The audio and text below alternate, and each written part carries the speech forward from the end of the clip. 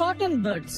कई लोग मानते हैं कि साफ सफाई से जुड़ा ये सबका चहेता साधन कान की बढ़िया सफाई के लिए भी अच्छी चीज है, लेकिन ये धारणा सही नहीं है, क्योंकि कॉटन बड्स मैल को कान में और भीतर धकेल देते हैं।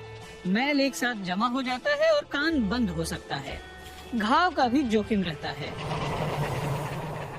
मुझे एक मरीज अच्छी तरह से याद है जो कॉटन बड्स इस्तेमाल कर रहा था। किसी ने बाहर से बाथरूम का दरवाजा खोला और कॉटन बड कान के पर्दे को चीरता हुआ अंदर घुस गया और कान का पूरा बीच का हिस्सा क्षतिग्रस्त हो गया।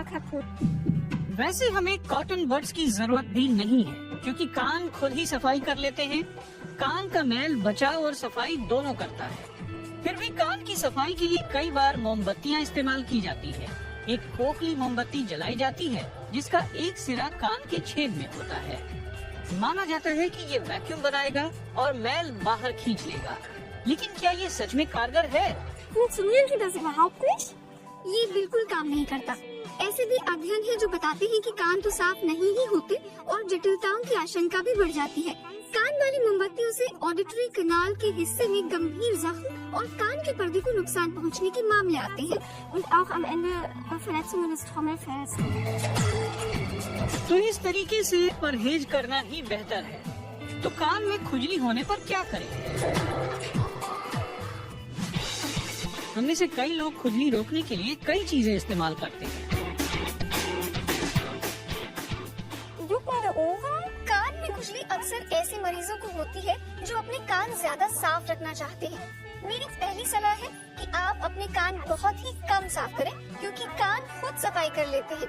और दूसरी बात यह है कि आप कान के छेद के बाहरी हिस्से पर अपनी उंगलियों से थोड़ी ऑयल बेस्ड क्रीम मल सकते हैं और वो खुद ही आगे फैल जाती है। कान के लिए सबसे बड़ा खतरा है शोर। लगातार तेज शोर से सुनने की क्षमता घट सकती है और टिनाइटस हो सकता है। तेज धमाके से बहरापन भी हो सकता है। आपको कंसर्ट में ईयर प्लग लगाने चाहिए।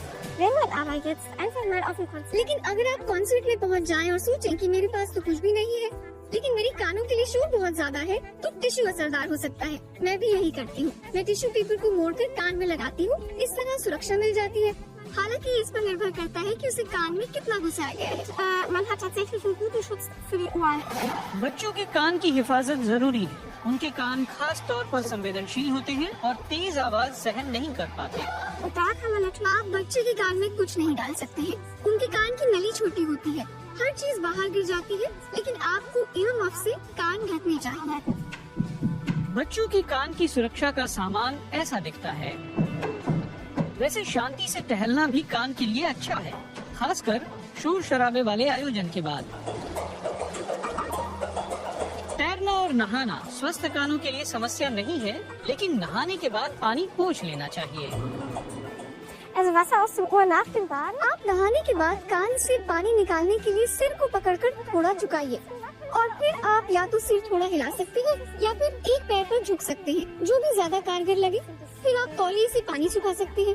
मरीजों को हमेशा डर लगता है कि पानी कान के भीतर जा रहा है और दिमाग के भीतर पहुंच सकता है, लेकिन ऐसा नहीं होता। आप समझिए कि कान का पर्दा एक तरह का अवरोध है। पानी कान से होते हुए बाहरी नली के माध्यम से यहाँ आता है और सिर्फ पर्दे तक पहुँचता है, इसलिए ये खतरनाक नहीं है। इसलिए कान को साफ और सेहतमंद रखना बहुत मुश्किल नहीं है।